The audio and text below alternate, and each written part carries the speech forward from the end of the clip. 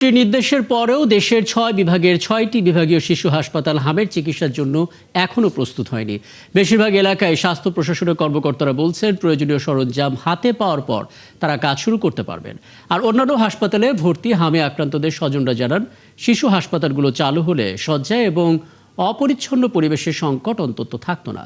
আমাদের সহকর্মীদের পাঠানো তথ্য এবং ছবিতে বিস্তারিত।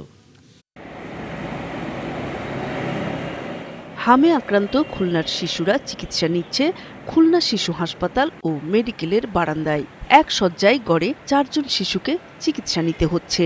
অথচ ৬২ কোটি টাকা ব্যয়ে নির্মিত বিভাগীয় শিশু হাসপাতালটি তালাবদ্ধ 1 বছরের বেশি সময়। কবে এর তালা খুলবে? হাসপাতালটি শুধু হামে আক্রান্ত শিশুদের জন্য বিশেষায়িত করা হবে তা নিশ্চিত হয়নি। ভূমি উন্নয়নেরও কিছু কাজ বাকি, মাটি ভরাট সহ প্রাঙ্গণ সমতল করার এই বিষয়গুলি সুসম্পন্ন না হওয়াতে কিন্তু এই হস্তান্তর প্রক্রিয়ায় কিছুটা বিলম্ব হয়েছে। প্রশাসনিক জটিলতায় থমকে আছে 85 কোটি টাকা ব্যয়ে নির্মিত সিলেট শিশু হাসপাতালের কার্যক্রম।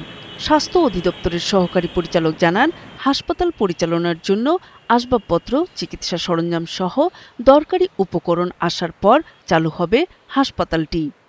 সিকিউরিটি লাগবে, জনবল লাগবে, তারপরে আসবাবপত্র লাগবে, ন্যূনতম তো এগুলো লাগবে। এখন একদিনে তো সব আসবে না, পর্যায়ক্রমে আসবে। ঠিক আছে, চালুর দিকেই যাচ্ছে। ইনশাল্লাহ আমরা একটা পজিটিভ ফল পাব।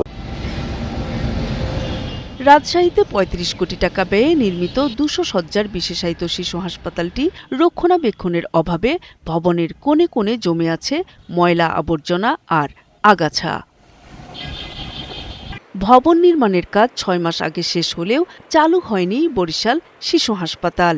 প্রধানমন্ত্রীর ঘোষণার পর কর্তৃপক্ষ বলছে আগামী 3 থেকে 4 মাসের মধ্যে হাসপাতালটি চালু করা যাবে। আমাদের মন্ত্রী মহোদয় অত্যন্ত আন্তরিক, পাশাপাশি আমাদের স্বাস্থ্য বিভাগে যারা আছেন, উদ্বোধন কর্তৃপক্ষ মন্ত্রণালয় থেকে শুরু করে সবাই অত্যন্ত আন্তরিক। এবং উনি এর চেষ্টা হচ্ছে, আমরা আগস্ট মাসের 1 তারিখে আশা করছি প্রাইম মিনিস্টার দিয়ে উনি উদ্বোধন করার কথা চিন্তা করছেন।